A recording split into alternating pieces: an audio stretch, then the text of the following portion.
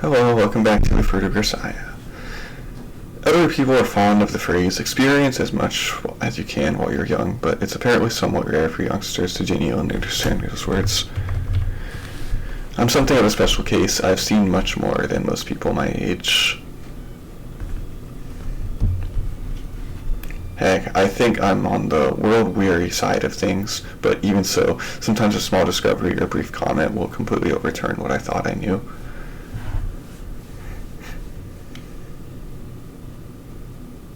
Experience is the most valuable form of knowledge, the survivor's greatest prize.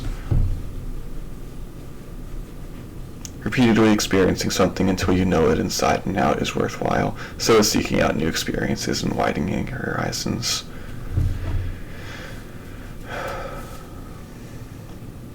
And this time Makina opted for the latter. I don't think it's anything more complicated than that. Well, back to training Makina to be a soldier.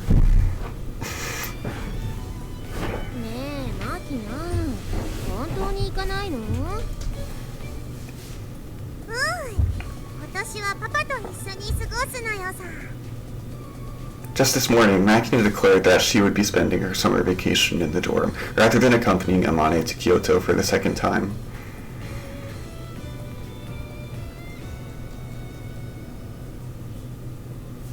Apparently, this last-moment change of plans was announced just as Amane was preparing breakfast today, and came as such a shock that the girl dropped her kitchen knife to the floor dramatically.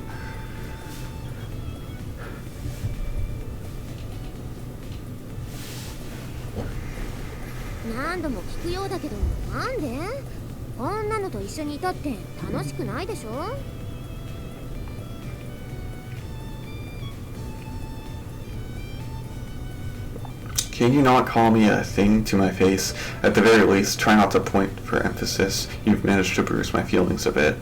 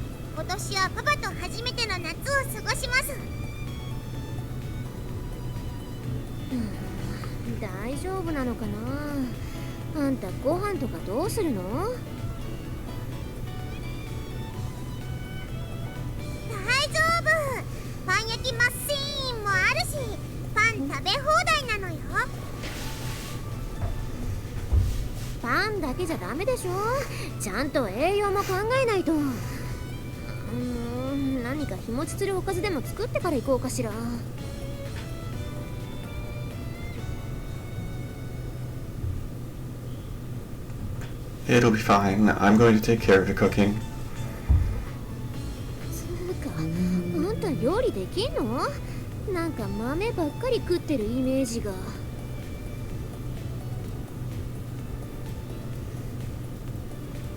Not to worry, I'll get some pumpkins in there as well. A human being won't die as long as they've got beans and pumpkins to eat.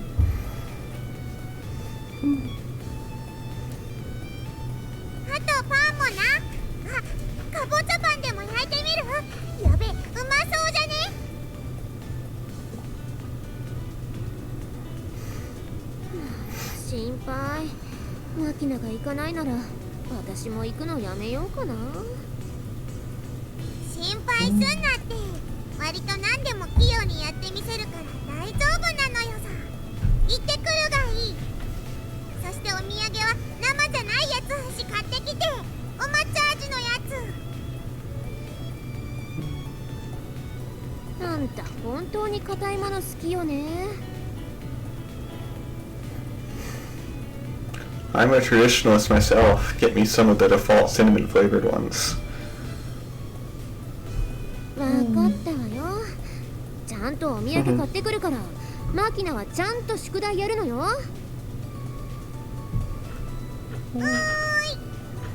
Yuuji はちゃんとマキナに宿題やらせるのよ。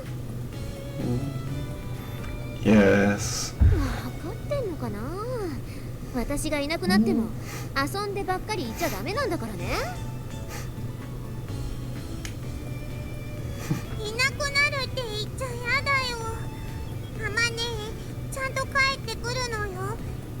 こなかったらアマネがどこへ行っても必ず探し出して迎えに行くからね。ストーカーみたいなこと言わないの。ちゃんと帰ってくるからね。No need to drag out the farewells then. The Yokohama Shinkansen leaves at 8:50, right? You're going to miss the train unless you get a move on.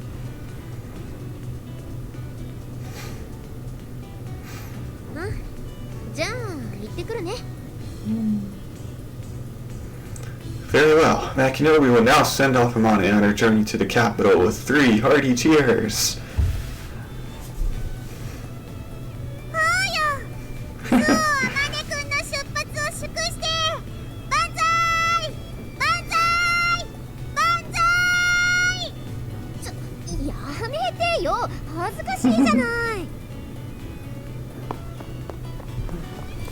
And so Amane finally turns and runs up the stairs toward the station's ticket gate, fleeing our largely meaningless farewell salute.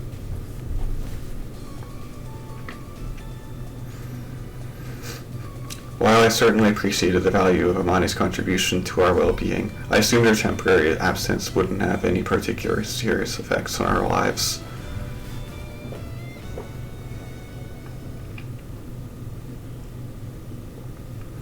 To be honest, that casual attitude was partly the product of stubborn pride. I got along just fine by myself before, didn't I? But once the woman was actually gone, it didn't take 30 minutes for the first problems to begin surfacing.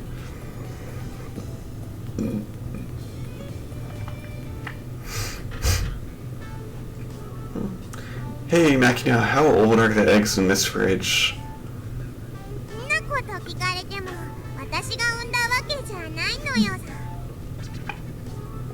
I hope not.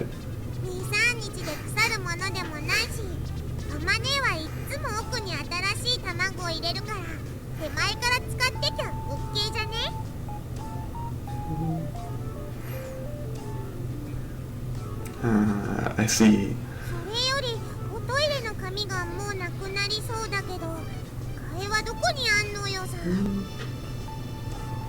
Where was it again? I do remember buying her some, so we should have plenty in stock.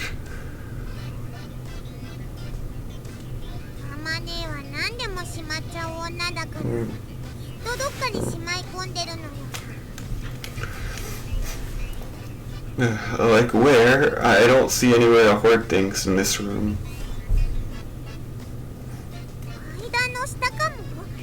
Ah, jeez.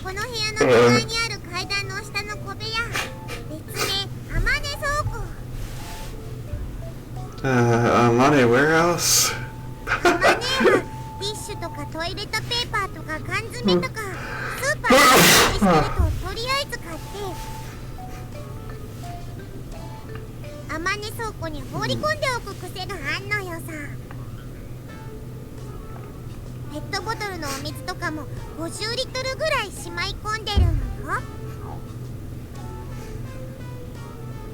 Sounds like a pretty decent little emergency stockpile.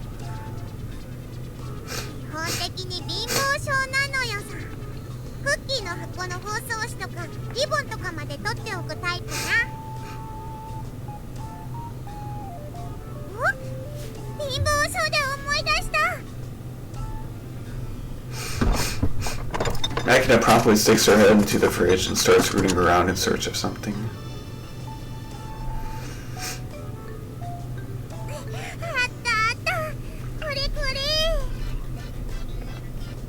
What's that supposed to be? The semi-transparent Tupperware container in Makina's hand is stuffed to the brim with a yellowish powdery substance.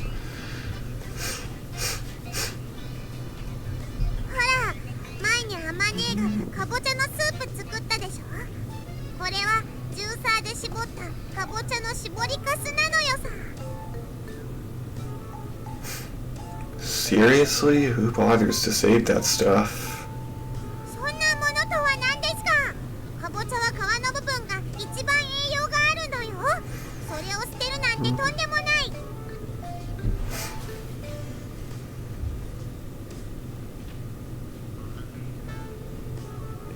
I see. My apologies, but what are you planning to use it for?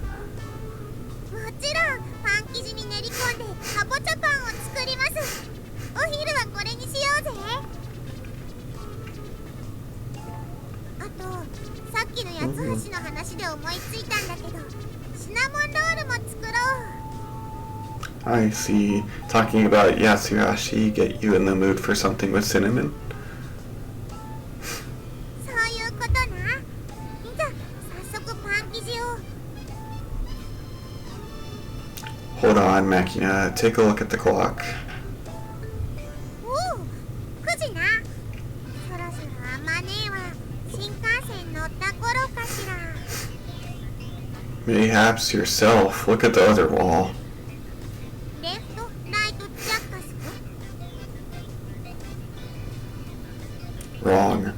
I point to a large piece of paper hanging on the wall. The words summer vacation schedule scrawled across the top in Makina's handwriting.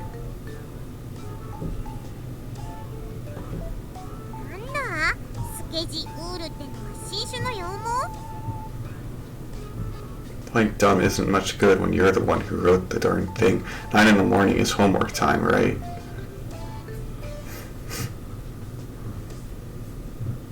宿題っつってもあまねえが勝手にやっときなさいって言ってるだけで、別に学校で出た宿題じゃないのよ。 True enough, and Namai is not around, so I guess it's all good. そうそう母の歯。 Were you seriously expecting me to say that? Idiot. そげん怒らんでもよかろうもん。 If you're thinking I'm going to be a soft touch compared to Amane, you've got another thing coming. You decided to schedule yourself, so I went to see you at least pretending to follow it.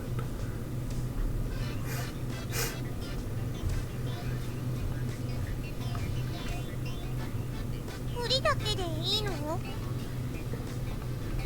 Not like you'll learn anything if I force you to study when you don't want to, but at the very least, make yourself sit in front of your desk at a set time every day and pretend to study.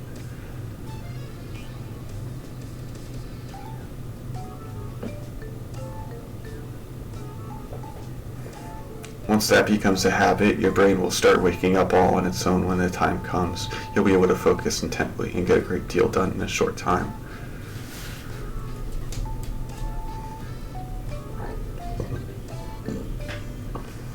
本当に？ There's no point in trudging along through your textbooks for hours on end. 1 hour is just about right for a study session. Give it a try and you'll see.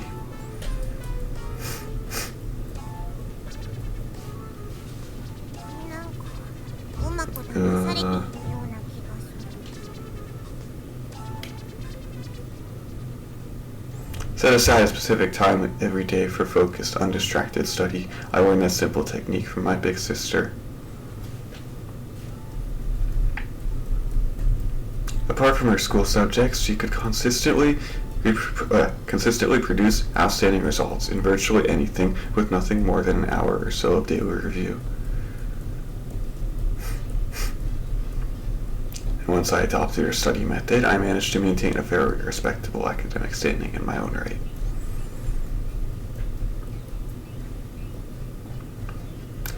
When you get used to studying in brief chunks, you naturally start challenging yourself, pushing to see how far you can get within the limited time you have.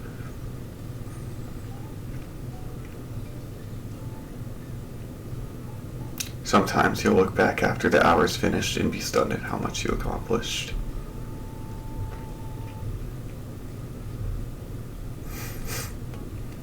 And so, starting off with a quintessentially Japanese, just for show attitude, Makina sits before her homework problems and pretends to ponder them. But as her style of pretending is pretty superficial, it amounts to little more than a childish parody of real studying. Her pen doesn't move an inch.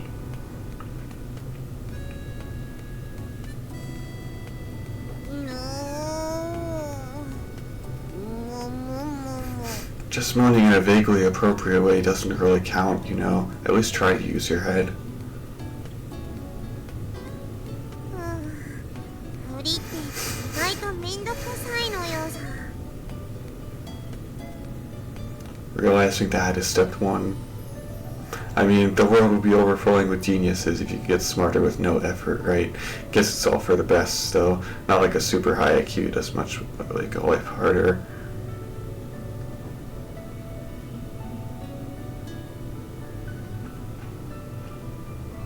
それはなんとなくわかるような気もするのよさ。でもそう思える人は寂しい人なんじゃないかなってそう思うのよ。 You're talking like you actually know something about this. まあな、これでも一応あれよ。子供の頃は神童って呼ばれてたのよ。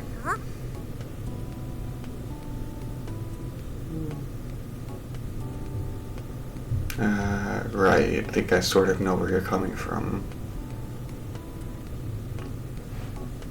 People labeled prodigies and geniuses often come off as a little broken in the head.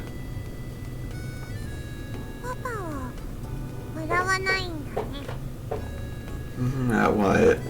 私が昔神童だったって言っても笑わないのね。 Didn't you hear me? I kind of understand what you mean. I don't have first-hand experience, but my hyper-competent big sister fell into a similar category. Similar. Children labeled prodigies have their hands full just meeting the expectations of those around them, and their brilliance earns resentment and jealousy from peers.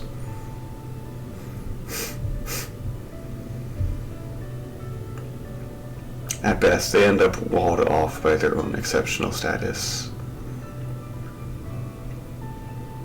As my sister often said, once they've set you apart, you're left with a choice. You can struggle to stay the genius, or you can play the fool and become a clown.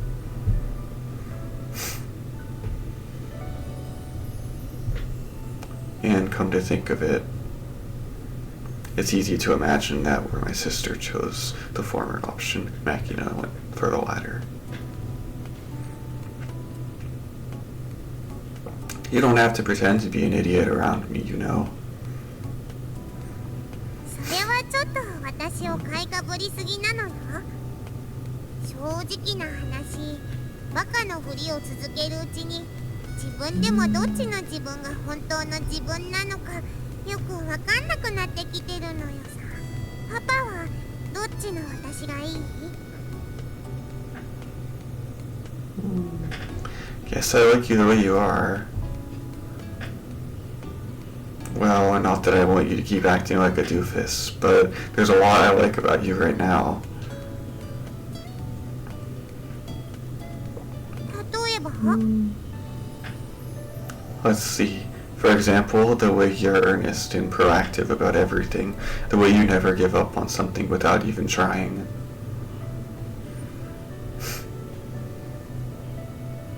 These last few weeks, I've deliberately said some pretty absurd things to Makina, made some unreasonable demands.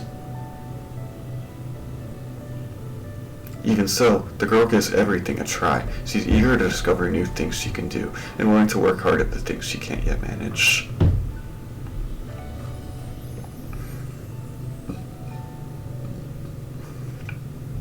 And when she does succeed at a task she struggled with, she comes running right over to me with her face full of pride, fishing for compliments.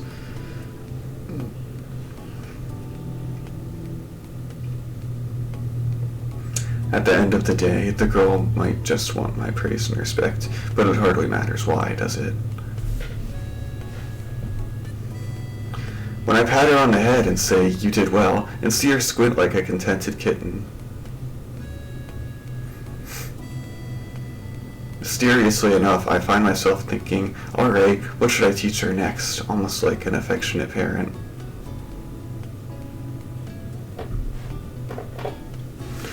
I find that more than a little strange, but I can't deny it makes me happy as well. I'm willing to bet my master felt something similar when she adopted me. Looking at it from that angle, this make-believe game seems almost like some karmic mission pressed on me by fate. It's a slightly creepy thought, but there's also something fulfilling about it.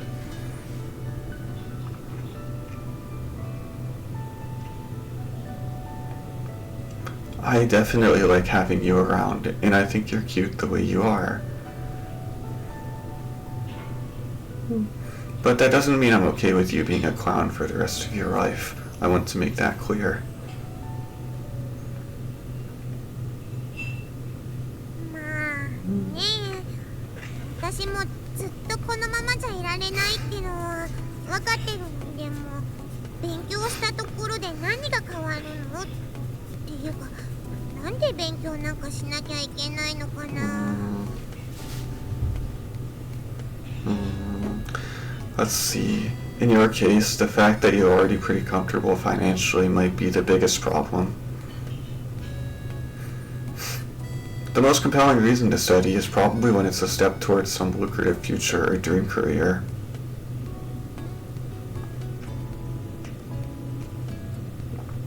I mean, once you've decided what you want to do with your life, reading textbooks isn't exactly crucial.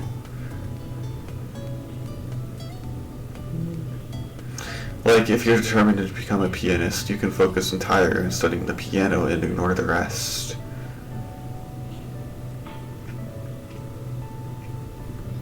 Well, that's something of an extreme example, granted. Point is, it doesn't matter so much what you're learning. If you're really determined to become a concert pianist, for example, the piano becomes a lens through which you see everything else.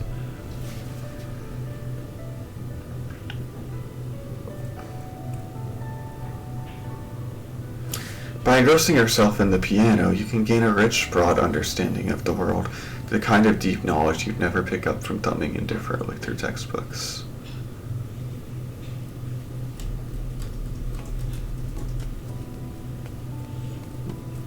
People can get myopic, of course. The difference between the word specialist and the term idiot savant is the difference between seeing the world through your field and mistaking your field for the world itself.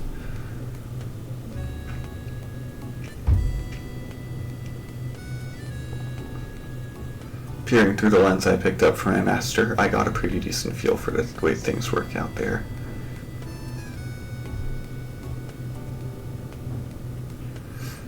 And as I learned, every scope you can pick up offers its own unique perspective.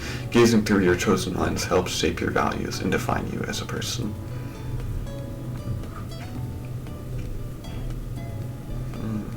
Makina, do you have any, I don't know, dreams? Something you want to be when you grow up, that sort of thing?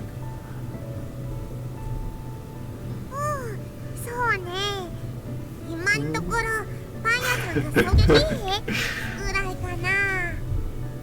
Yeah, well, you're not lacking in variety, at least. You got the vaguely warm world of a baker, soothing people's souls through their taste buds, and a cold sniper tracking a distant target with death in their eyes. She likes these things because we have taught her them. When it comes to common ground, I guess they're both occupations requiring a lot of stoic behind-the-scenes effort.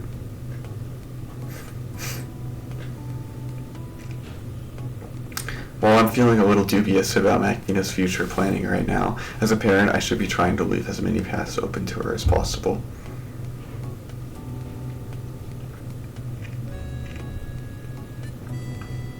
And considering my role as her master, I feel obligated not to laugh in her face. That said, what exactly am I supposed to do for her right now? That's a lot less clear. Glancing down at my watch, I find the dial reading 10 o'clock a.m. Alright, that's an hour. We're done studying. まだ何もしてないのに。 If you're unhappy over wasting an hour of your life, why not use that time a little more productively tomorrow? Keep at it and take baby steps. That's how you form a lasting habit.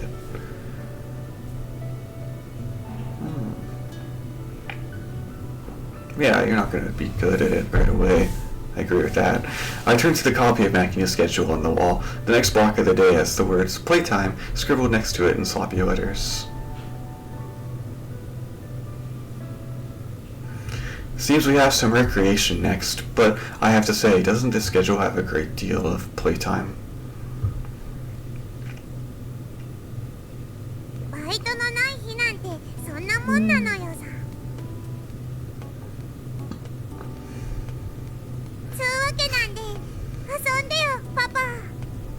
Again with this? Play what? パパは前の学校にいた時何して遊んでたの？ Don't think I recall a lot of playing in general. I gotten used to a way of life where extracurricular activities were limited to eating and sleeping, so my off days were usually some combination of napping, reading books, and studying.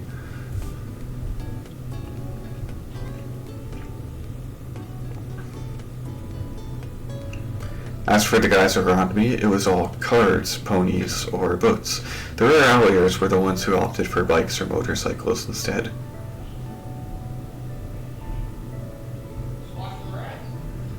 And I'm not about to ask the girl, ponies or poker. In the first place, I only went to the races or casinos when they forced me to tag along on a group outing.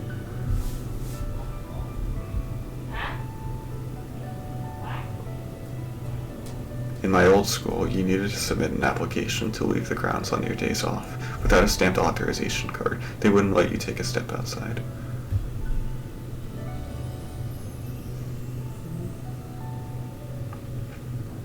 Oh, なんか面倒なのな。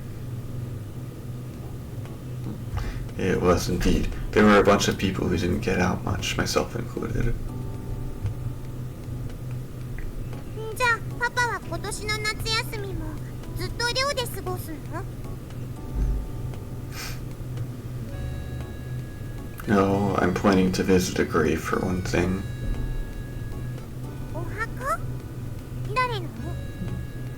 My masters in Yamanashi need to clean it up and all that. いつ行くの？ Haven't decided yet, but sometime before the Bond Festival, figured I'd set a welcoming fire. じゃあ今日行こうよ。 Today? 今から私お弁当作ってあげる。 To be certain, it seems a little more constructive than hanging around the dorm aimlessly, and I did give JB advance warning of my plans.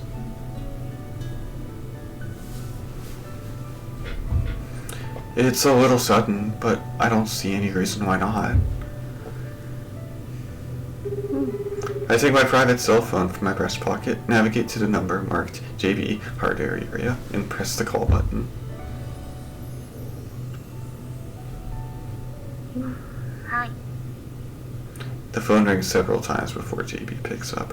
Her voice oozes with the weary displeasure of an overworked public servant pulled out of bed by a telemarketer.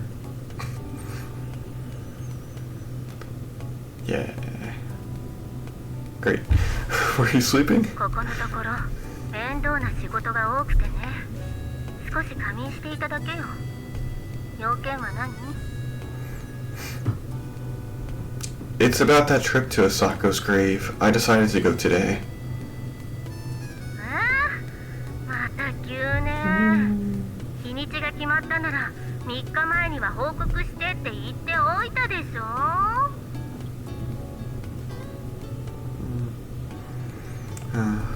Thing is, when I woke up this morning, Asako was standing at my bedside with a bitterly resentful look on her face, cursing me for not visiting her grave.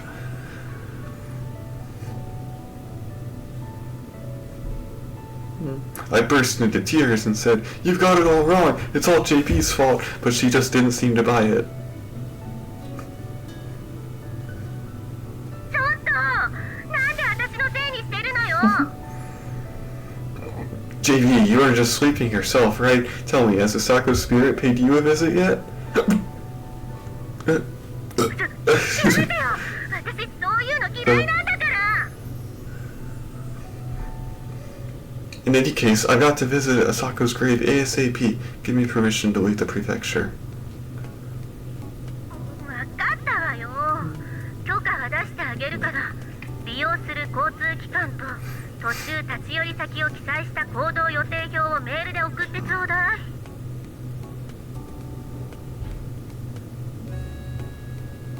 Affirmative. まさかまた何日もかけて歩いていくつもりじゃないでしょうね。 No, this time I'll be using conventional public transport. Halfway through the sentence, I happened to notice Amane's helmet lying in a corner of the room.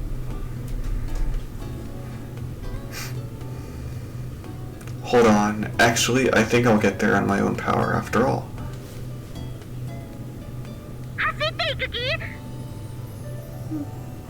No, I'll go by motorbike. I'm borrowing Amane's.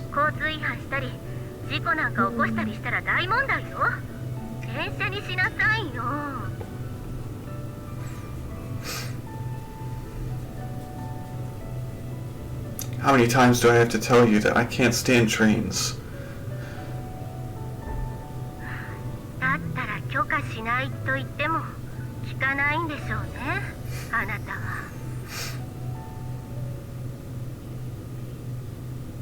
Glad to see you understand the nature of our situation. Give me the go-ahead.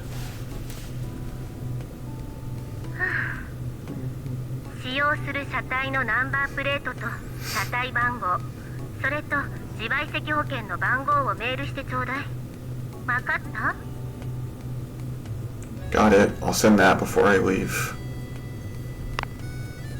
Alright then. マネーのボバ太郎で行くの？ Boba Taro? マネーのバイクの名前。Yeah, that's right. Amaya did say I could use it any time, you know? Figured I might as well take the chance to ride for the first time in a while.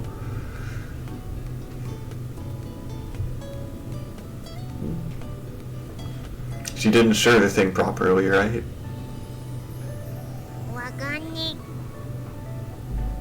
The documents would probably be with the vehicle itself, I guess. Let's go take a look.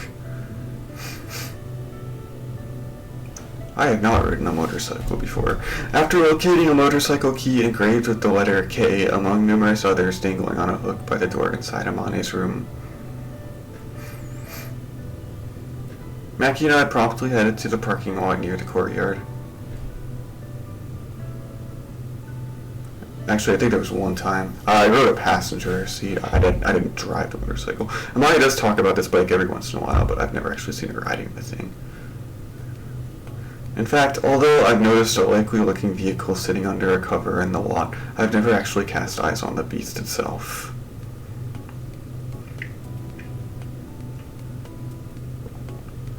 Amane once said, I'm not sure what the name was, but Kawasaki 250, I guess.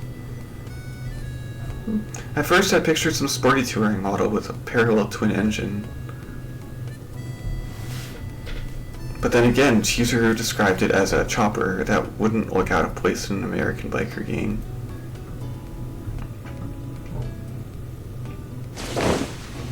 So just what do we really have here? Bracing myself for anything, I tear off the cover dramatically. What the? And still the very first words out of my mouth are a simple expression of disbelief. Even before I removed the tarp, I had the feeling something was off. For a general commercial model, the thing was just too short and too long.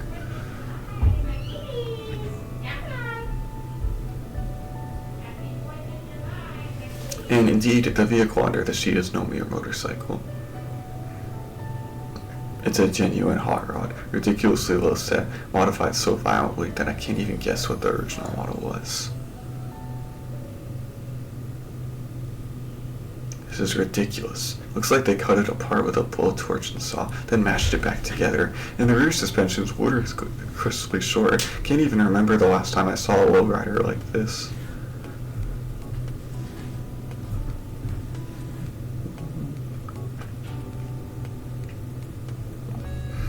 Just from a glance, I can tell the frame's been cut at the neck, then elongated with a new weld at a different angle. And the conventional seat rail seems to have been chopped off entirely. It's been replaced by a small tandem seat sitting demurely on top of a tacked-on flat rear fender. Hey, even the main saddle's been replaced with a cruiser seat. I've been expecting to find the documents in the storage space under the seat, which clearly doesn't even exist anymore.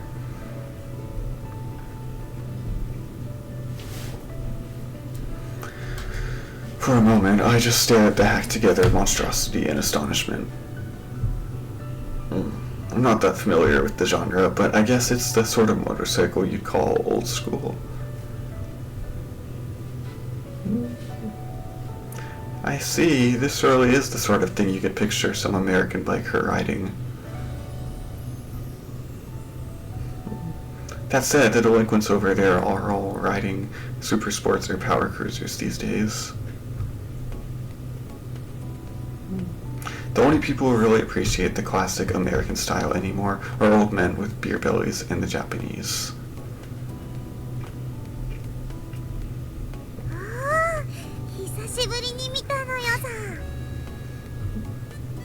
Tell me, Makina, you have any idea where she stashed the papers?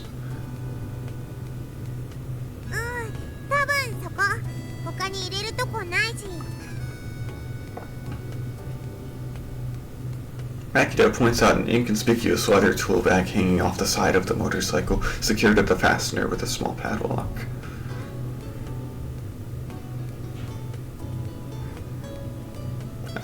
Right. There'd been a small key I couldn't identify on the same ring as the motorcycle key. Guess that must be for the bag.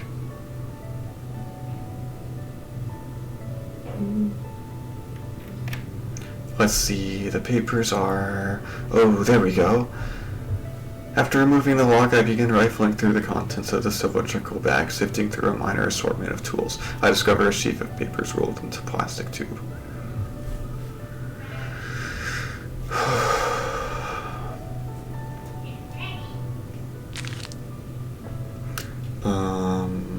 Owner, Suo Amane. We've got the VIN and a license plate number, and the compulsory insurance. Looks like it's good through April next year. She's even got supplementary insurance with a rider covering a passenger.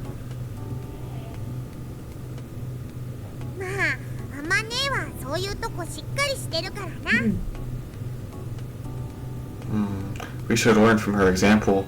Alright then, looks like there won't be any issues using this.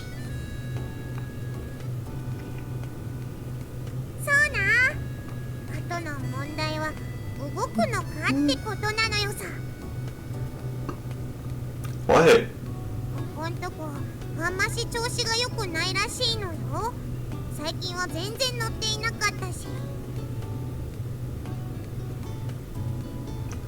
Well, when you chop it up and sew it back together like Frankenstein's monster, it's hardly surprising the thing might get a little cranky.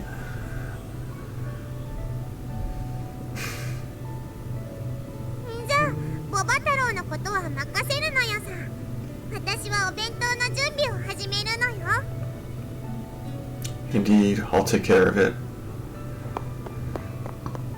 That said, easy enough to talk big, but what's the deal with this thing? I can't even tell what it used to be before they started hacking away at it.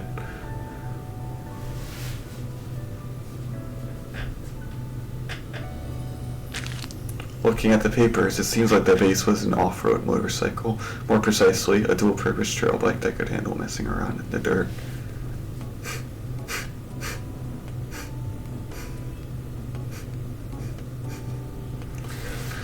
But the motor model doesn't match the vehicle type. Did they swap in an engine from a totally different motorcycle? Completely ridiculous. Hey, where do you even put the key into this thing? There's nothing that looks like an ignition cylinder on the top bridge. After repeatedly looking over both sides of the frame, I finally discover the keyhole's been relocated under the main seat on the right.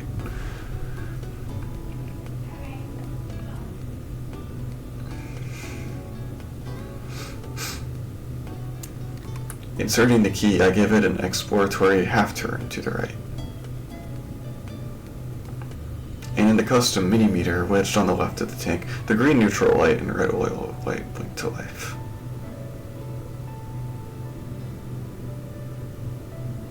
Battery seems to be alive.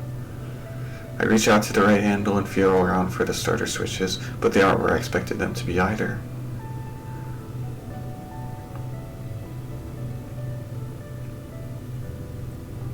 Looking more carefully at the engine, the self-starter motor seems to have been removed entirely. The hole is plugged up with a black rubber stopper.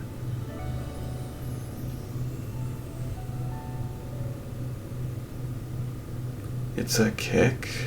Fighting down a wave of irritation, I look over the right side of the frame and find the kickstart lever.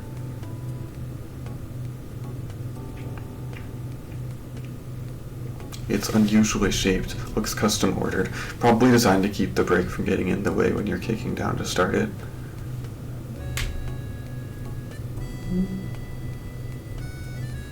Wait, is this thing forward on the left and mid-control on the right? Unbelievable. Guess I should be grateful they didn't throw on a suicide clutch while they were at it.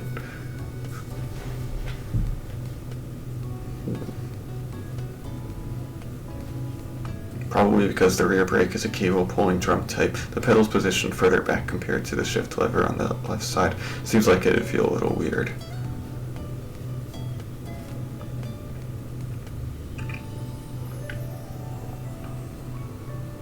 I mean, once the thing gets up to speed, you'll just be resting your right foot on the forward peg anyway, but having to move your leg all the way back to get to the brake is even more disconcerting.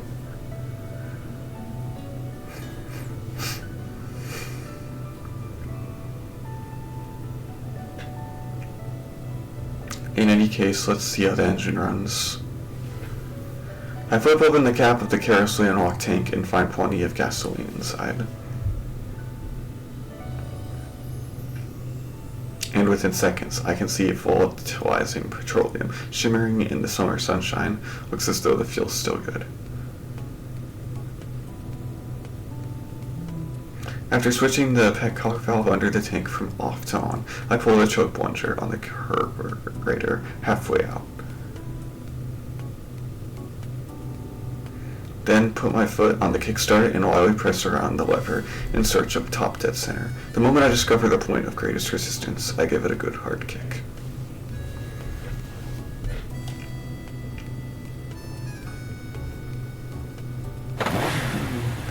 Oh, that was easy enough. Considering how long the vehicle's just been sitting here neglected, the motorcycle starts up so easily that it actually feels like a bit of an anticlimax.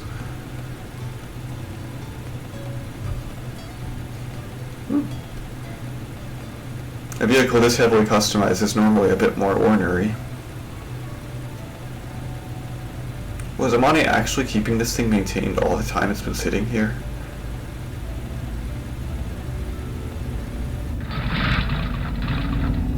Just as I'm feeling a good bit of admiration for its owner, there's a strange little sneeze from the motorcycle's exhaust pipe.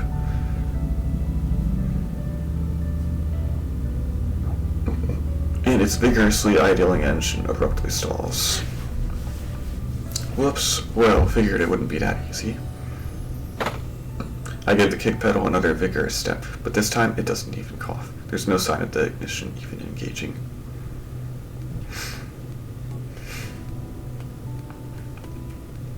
You've got to be kidding me, right? Battered by the blazing summer sun, lukewarm sweat trickling heavily down my forehead, I mash down on the kick lever again and again. Going to play golf. Okay. See you later. Mm-hmm.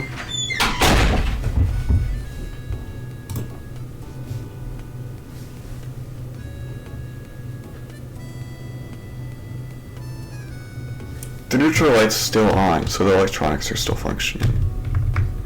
The battery is a small MF type designed to power mopeds and scooters, but with a kickstart, that should be more than enough.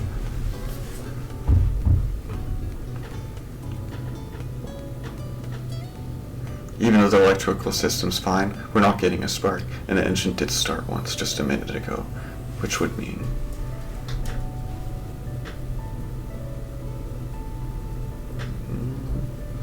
$10 as the CDI is on the fritz.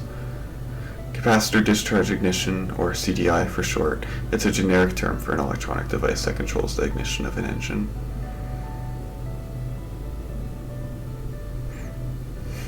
Among the extremely simple mechanical parts of a typical motorcycle engine, it stands out as a comparatively advanced piece of electronics.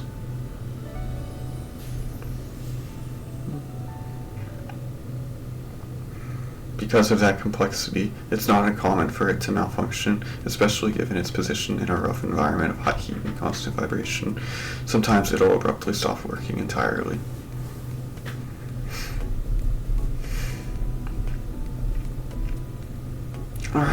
Where's the CDI?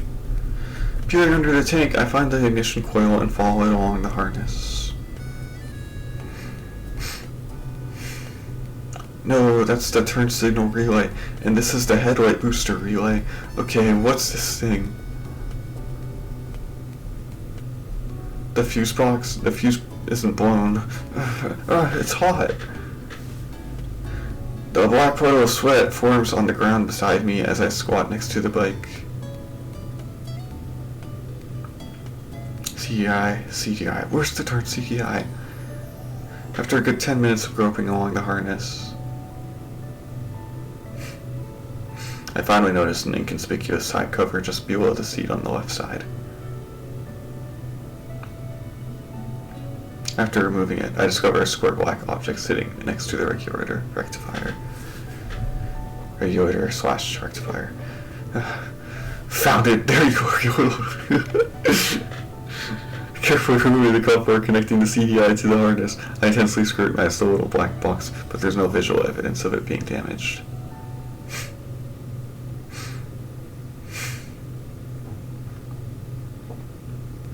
Then again, it's not exactly the sort of part you can reliably assess by eyeballing. Reaching my thumb around the plastic cover, I gently rub the electronic guts of the unit through their protective coat of epoxy resin. Whoa. When the CDI is keeping your engine from starting, this will often be enough to bring it back to life. Of course, that's really just a temporary stopgap measure, not a resolution of the fundamental problem, but if this does get the engine firing again, that would confirm the CDI is responsible.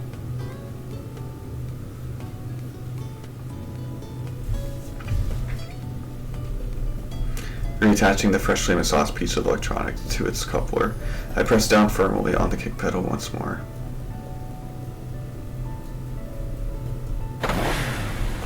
I told you, soldier, it really was the CDI. Hand over that 10. As I bet my spleen on some vaguely defined imaginary foe, Amani's motorcycle, Lobo Taro, springs easily back to life. It proceeds to rumble pleasantly away underneath me. Have to say, though, this thing is pretty noisy. I'll take this sort of growling over high-pitched shrieking any day, but if I got this thing going and drove past some elementary school, it'd definitely be loud enough to get the kids grimacing and covering their ears with their hands.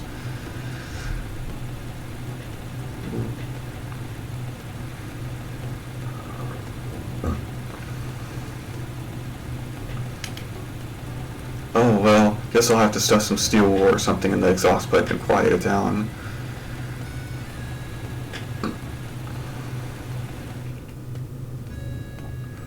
I just watch over the thing as it idles for a while, but the engine doesn't seem inclined to sputter off again.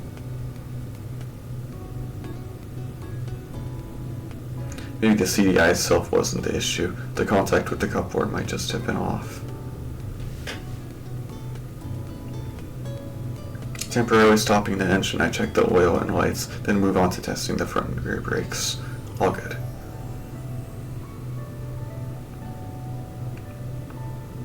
But when I finally get around to looking at the air pressure on the tires... Are you serious? It's gotta turn flat. Am I going to have to change a tire in this absurd heat? Cut me a break already.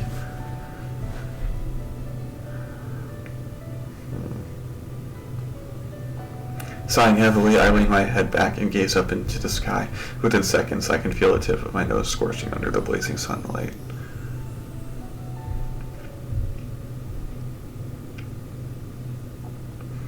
I'm sorely tempted to just say screw it, but after all this effort, giving up and going by train would be seriously galling in its own right. Galling. This right here might take some time. Muttering an excuse to no one in particular, I decide to temporarily return to my room and rehydrate myself.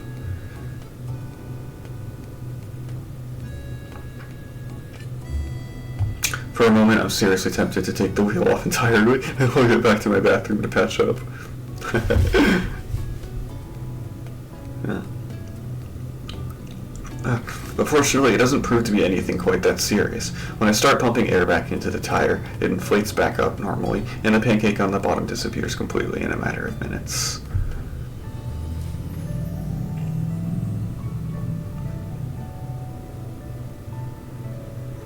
Why is it that tube tires always manage to lose air just sitting in a parking lot?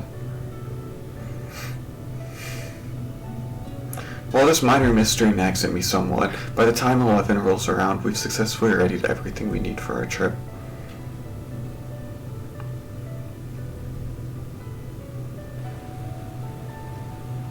Alright, are all preparations for departure complete? お弁当よーし、携帯電話の充電よーし、飲料水確保よーし、健康保険証持参よーし、出発準備すべてよろーし。Excellent. The time is currently 1100 hours. We're beginning the operation. All personnel embark.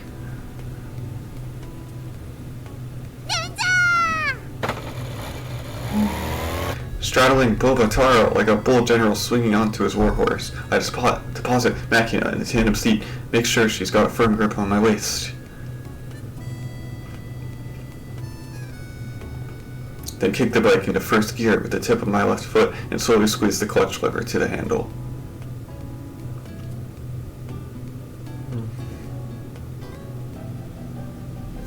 Oh, okay, cool. Looks like it's going to be another hot one. You did put on sunscreen, right? はい、バッチリなのよ。ちゃんと日焼け止めクリームも持ってきたから塗り直しもできるのよさ。As we begin to leisurely putter along the coastal road in the direction of Yamanashi Prefecture, Makina and I talk through the two-way FM radios we use for our sniper games. This is pretty cool, actually. Naturally, I've hooked them up to throat mics for hands-free operation. パパ、運転上手ね。ママ姉の後ろ乗ってるより怖くないかも。あんましスピードも出てないし。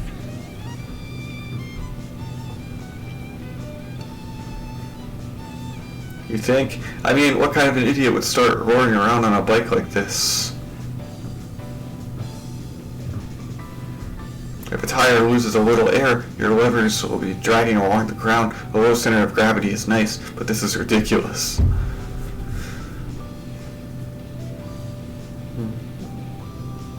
I've never driven a motorcycle this bizarrely low to the ground before, but just leisurely gliding along in the wake of the car ahead doesn't feel half bad.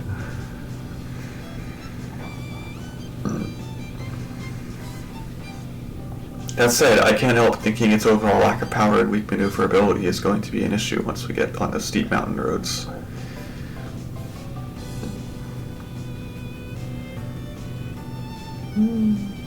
Well, let's just take it slow and easy.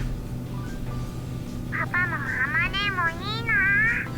免許持ってて、こうやって好きな時に好きなとこ行けてさ。You're old enough to have a license yourself, Makina. Why don't you take the test? 私も前にママ姉にそう言ったのよ。免許取りたいって。そしたら危ないからダメって。自分は乗ってるくせによ。あいつどんだけ事故中だよ。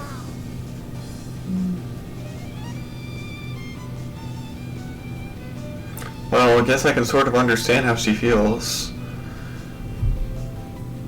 It's easy to picture Makina hopping on a moped or something, shouting, "Okay then, I'm going off to play," and tottering off into the distance. At which point you'd be sitting by the phone biting your nails, waiting for a call from some hospital or the police.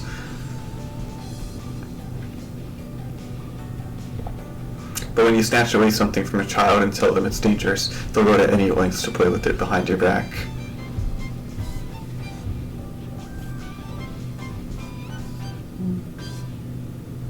Personally, I feel like it's better just to let them learn under your strict supervision, but maybe that's a testosterone-infused way of looking at it.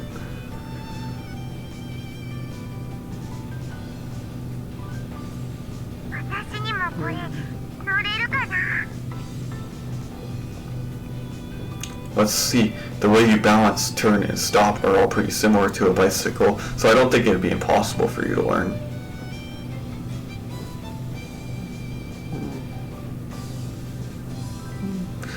But unlike Amane, you're short and have stubby legs. Might be a little tricky for you to get the hang of it right now. やっぱ無理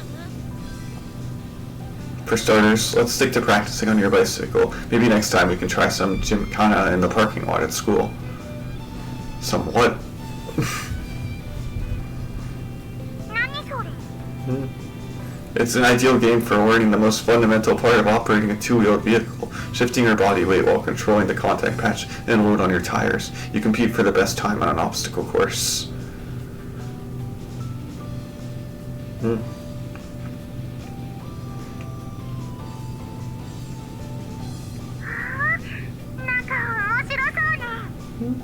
You'll fall off constantly until you get used to it, you know. I know I did. ちなみにパパは初めてオートバイに乗ったのっていつ When I was 14 or so, I think, drove around on the private land up in the mountains where I was living with my master.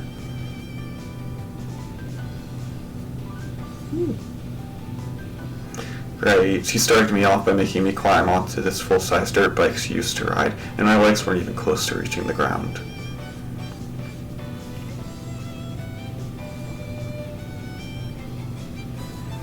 So I'd have to reach up and squeeze the clutch with one foot on the gear shift, then swing up onto the seat only after the thing started moving.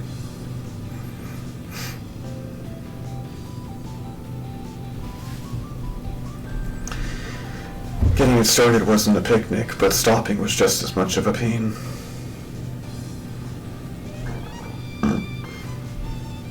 I had a choice between decelerating as much as possible before jumping down onto the brake, or stopping myself manually with a foot against some stone or tree.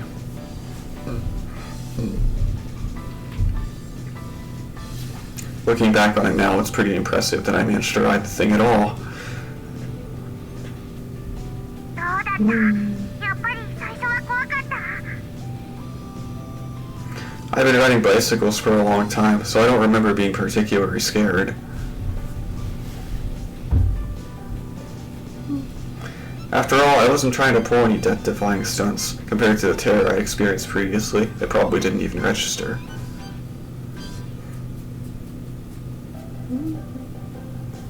Come to think of it, I didn't feel particularly afraid the first time I took my master's place in the field either.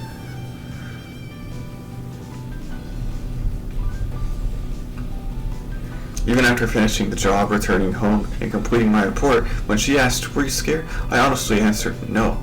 Heck, it almost felt like I had fun.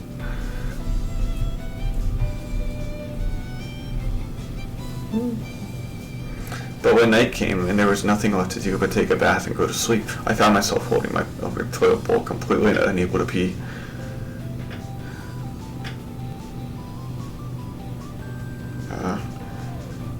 That's not good. A small twinge of doubt ran through me, and I finally noticed that my hands were shaking.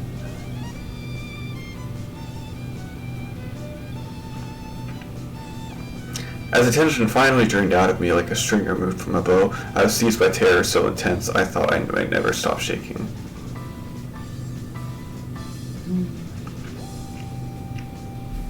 I casually, almost thoughtlessly, slipped by a situation where one wrong step could have meant death. Mixed in with the fear was a wave of thankfulness for my sheer dumb luck.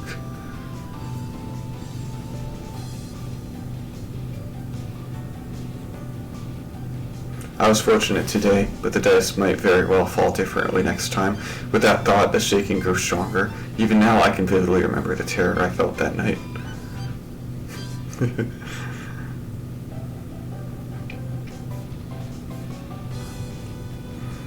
But after experiencing that fear again and again, I guess you could say I obtained the ability to control those feelings, or maybe I just gained a nose for danger and an instinct to avoid it.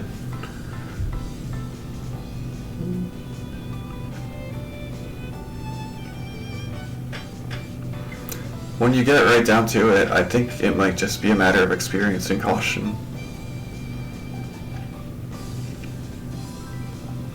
Put in enough hours to develop the foresight to see trouble coming ahead of time, and you'll be completely fine.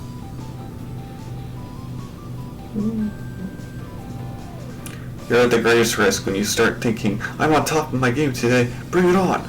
Basically, don't get too carried away or you'll end up taking a fall.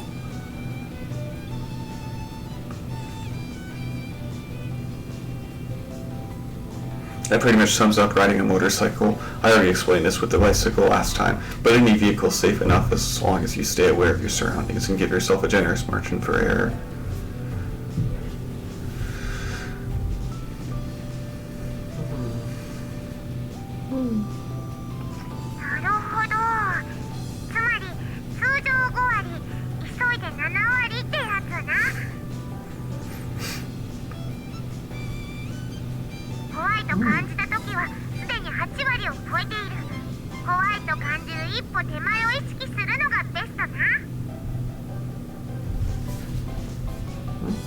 Yeah, you've got the idea. Incidentally, right now I'm going at about half my baseline pace.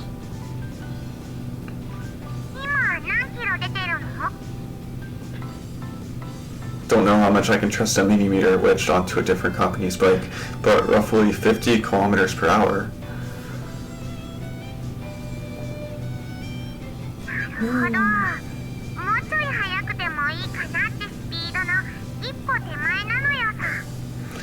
Given the speed and falling distance, even if the guy in front of us spills hot coffee on his pants and smashes into the guardrail, we wouldn't have any problem dealing with the situation.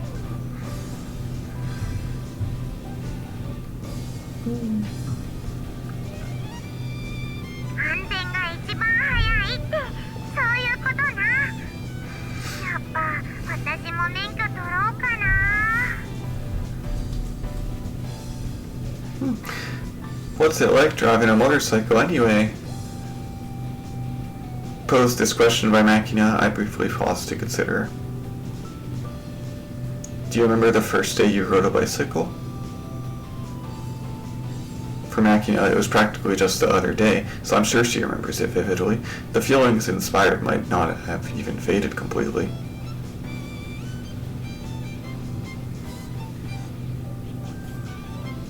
On the day you learned to ride a bike, the day you pedaled alone down an unfamiliar road for the first time, didn't it feel like the world had suddenly grown larger around you?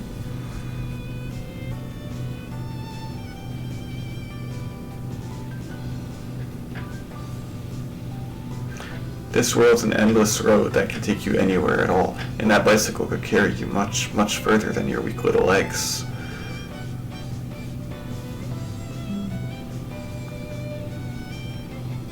That first day, did you ask yourself, just how far can I go?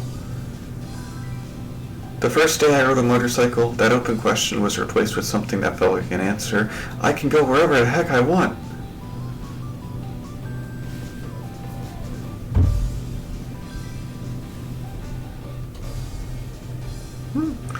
That's what a motorcycle is. You understand what I'm saying?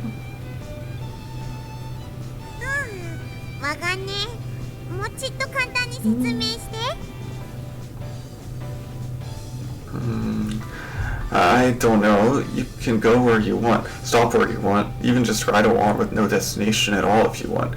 That's what a motorcycle is.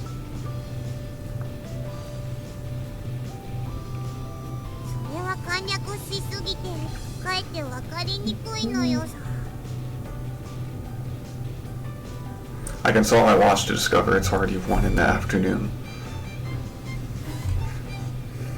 As if on cue, Makina begins complaining about her grumbling stomach, so I pull over at random in a suitable spot and lay out her plastic picnic sheet for early lunch.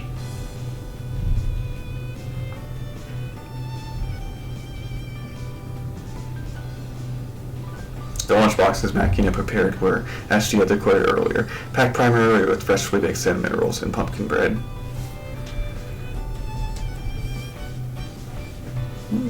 According to Makina, making these required comparatively little effort on her part, as the bread machine took care of the primary fermentation, but that said, the taste is nothing to scoff at.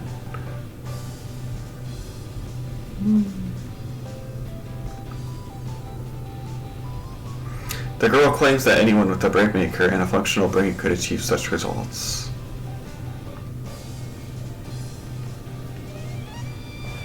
I'm slightly moved to learn that we're living in an era where even amateurs can produce bread of this caliber, but at the same time,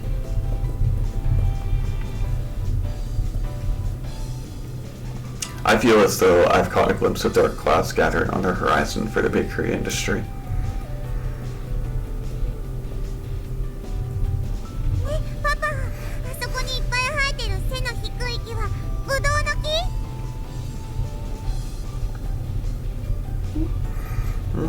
Okay, first of all, grapes grow on vines. Secondly, those are mulberry trees. クワ？クワっつうのはブドウの仲間？ Not that I know of. Why are you so caught up on the grapes anyway? だって山梨だよ。 Okay, try not to talk as though Yamanashi's got nothing but grapes to offer the world. The good people of Koshu will give you a swift boot to the rear.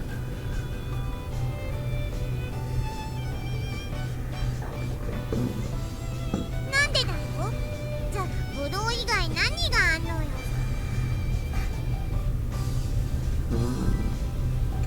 Peaches? パパこそ甲州人にぶっ飛ばされんぞ。 Wait, no, there's also Hilton soup and those rice cakes with black honey, and don't mess with the valley, okay? 別に舐めちゃいないし、ブドウも桃も大好きなのよ。岡山とキャラかぶってんけどな。 Did you really have to say that last part? Such a cheeky little brat. Who'd you get that chutzpah from anyway? 多分パパに似たんだと思うんだぜ。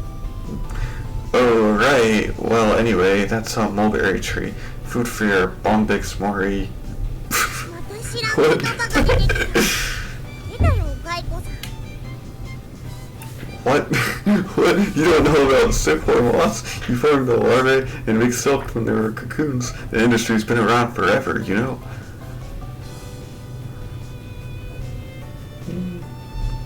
絹ってガの幼虫が作ってんの？ Yeah, it's a natural fiber. You didn't know that either. 後ろのヒゲからバイオリンの弓みたいな感じ？ Wrong on many levels, but the strange thing is, I can actually understand what you're trying to say somehow. ちょっと見てきていい？ Just looking is fine by me, but don't start plucking off fruit. You got that? Also, put your hat on first. わかってる。 Just like that, Makina darts off into the blazing sun, flopping her outstretched arms like a bird as she rushes over toward the mulberry field.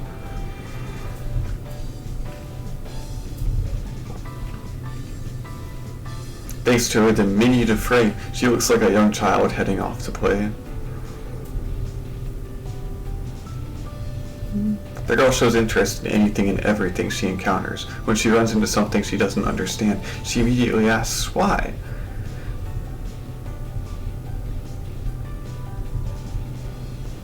In return, I offer what answers I can from my own experience and knowledge. When that fails me, we think it over together. Sometimes hearing Makina's perspective leads me to new insights of my own.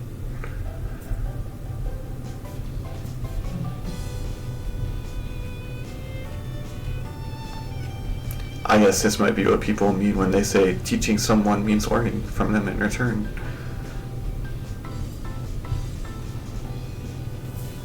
Come to think of it, it was my own instructor who told me that, the person who taught me everything and made me want to learn in the first place, not a parent or a teacher.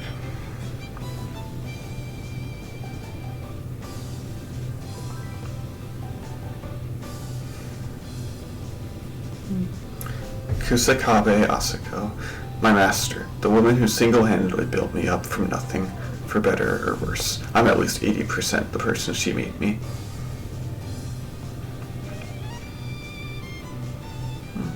She found a whelp crawling along the bottom of the Valley of Despair, reached down her hand, and pulled it up into the world of human beings.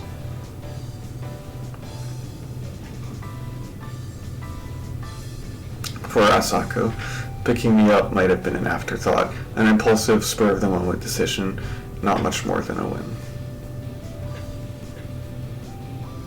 Even so, if I hadn't met her, I wouldn't be what I am today. I probably would have given up on life outright a long time ago.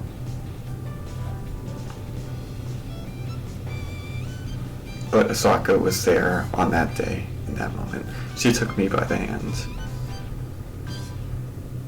Thanks to her and the people around her, primarily a certain abrogating, shaggy-headed blonde, I'm standing here today.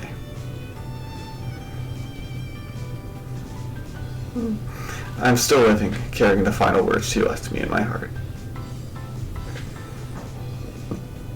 What was the point of keeping a piece of trash like me alive? I want an answer to that question. That, more than anything else, is what keeps me going.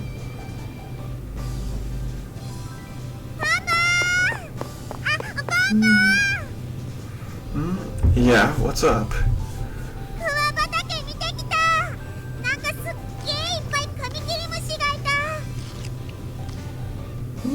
No kid. Hey, wait a second, what are you eating?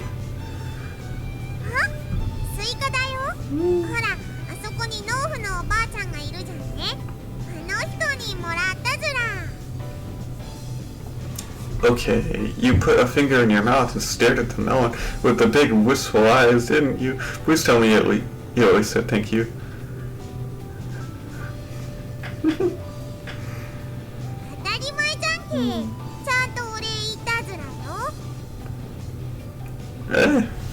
She's already picked up some weird snatches of kosher dialect just from talking with a local for a few minutes.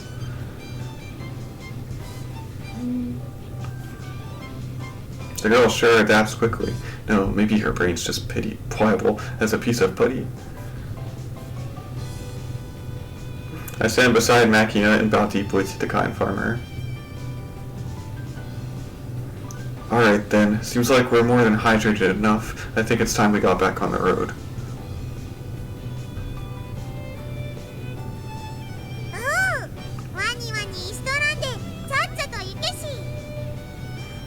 You know, your dialect's a little off there.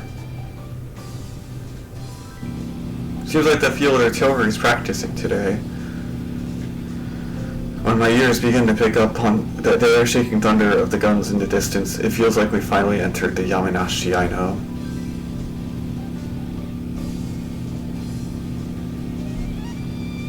Among the vehicles we pass on the road, squat medium trucks and high-mobility vehicles painted khaki grow increasingly common.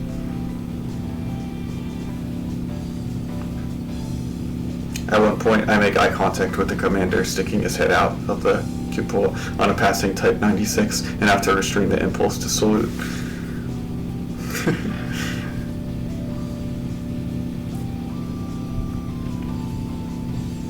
Have to say, Makina, for someone who's supposedly so shy around strangers, you're pretty sociable. Although Yuuji Makina has firmly established her position as the shy girl at Miyama Academy. From what I've seen, this reputation seems somewhat exaggerated. In fact, just the other day, I witnessed her impudently sponging chestnut candy off some old couple on a bench outside a sweet shop in the shopping district.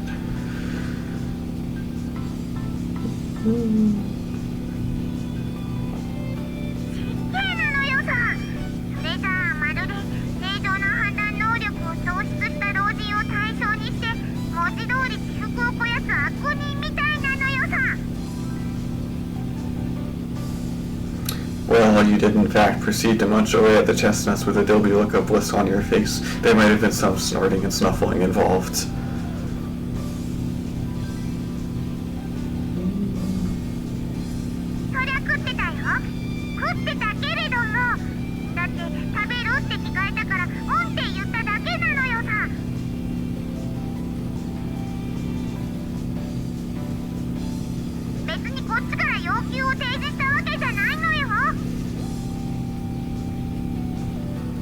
Right, so my question is, how exactly are you supposed to be shy again?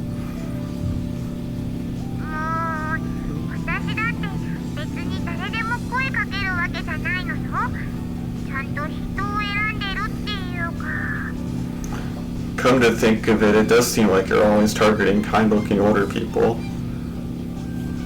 だからその言い方おかしくない？まあ確かにそうなんだけれども。 So I guess elderly people don't seem so scary, is that it? 怖くないというか馴染み深いというか、私はほら6年も病院にいたわけで、その間ずっと死にかけのじいさま連中に相手をしてもらってたから、じいさんを見る目はあるのよ。What? So what? Because she spent all that time surrounded by geezers, she never had the chance to pick up the niceties of interacting with people her age, making it awkward to approach them, I guess?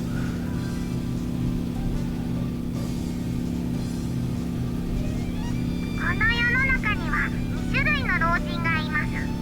これまでの人生であまたの三冠をかみ、物事に動じない穏やかな老生を手に入れた老人と、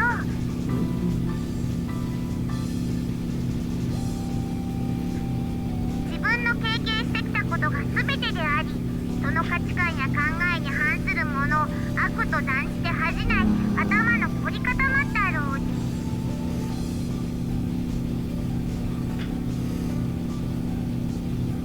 人は前者を高校野と呼び、後者を老害というそうですが、何せ6年も病院にいたせいで、じじいの良し悪しを嗅ぎ分ける嗅覚には他の危険を許さないほどに卓越したものがあるとの自負があるのよさ。 Oh, wow.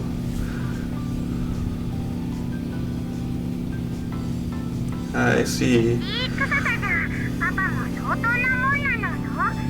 私がパパに懐いた理由だって、なんかじじむさい人だなって思ったのがきっかけだったしな。Grandpa. Well, I do get you don't act much like a kid pretty frequently, but this is a first.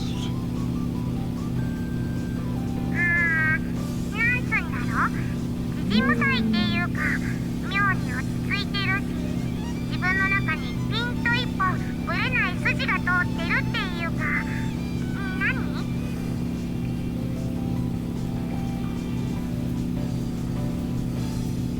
もし若武者なんかそんな風に感じたのよさ。 Now that you mention it, there was one time JB saw me repairing my tools on the weekend, said, "You look like a Ronin making umbrellas." ああ、近い近い。なんかそんな感じ。 True enough, I've never disliked jobs that call for a steady accumulation of sober effort, but I can't say I was expecting a comparison to a master class.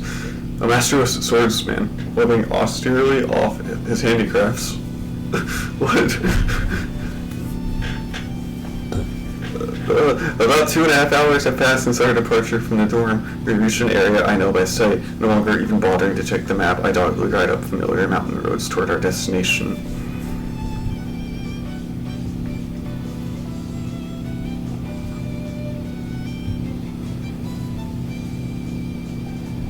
The path begins to narrow steadily. It's still paved, fortunately, but it's thin enough to deserve the description of farm road. If a car were to come in the opposite direction, we wouldn't be able to pass each other at all, I think. That said, the odds of us running into traffic are pretty much zero. At this point, all we have ahead of us is one lonely cell phone tower and an iron gate guarding the entrance to an obscure national forest.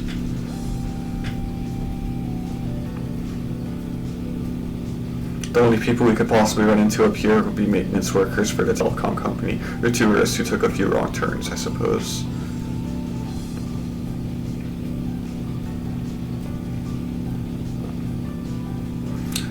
Bogotara labors up the final stretch of road, straining to carry his 2 passengers up the 15-degree slope, 26 at its worst points.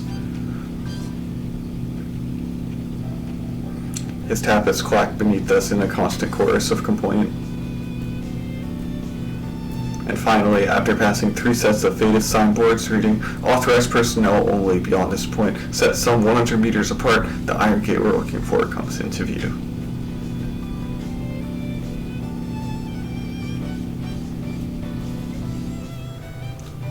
We're here, Makina. よいしょっ Makina spreads her legs wide open to push herself over the tandem seat, lowering herself to the ground in a less than refined fashion.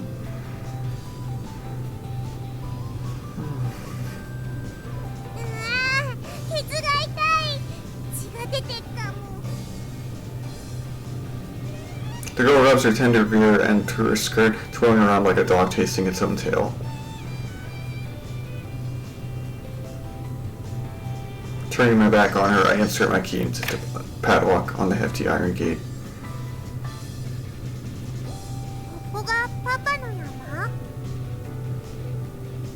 Well, it's technically the country's mountain. My master and I lived in the cabin up here, managing the land. 山小屋はどこ見えないけど Let's see, guess it's about a 30-minute walk from here. 歩くの I'd like to ride up there myself, but I don't think Pobotaro here would handle a rocky slope like this too well.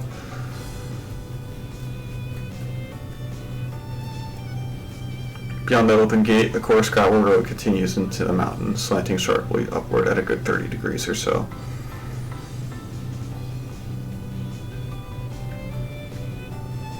Unless you're driving a 4-wheel drive Jeep or dirt bike with off-road tires, getting a vehicle up this would be pretty tricky.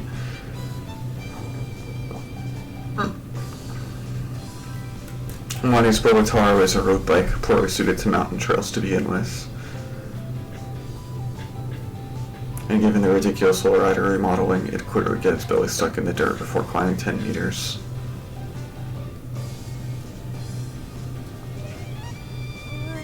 もしかしてこんな急な坂道を30分も登るの No, it's only steep by the entrance. After 30 meters or so, the slope gets a lot more gentle. 仕方がない軽いレジャー感覚で登るのよさ I kill Bogotaro's engine and sling Makina's rucksack over my left shoulder, leaving our friend sitting in first gear in the middle of the road. The two of us step past the gate.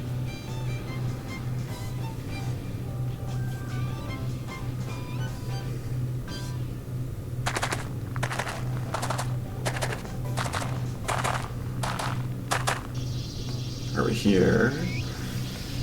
Oh, wow, okay, we're in the mountains now. That was a long trip. Good to be here. Bye!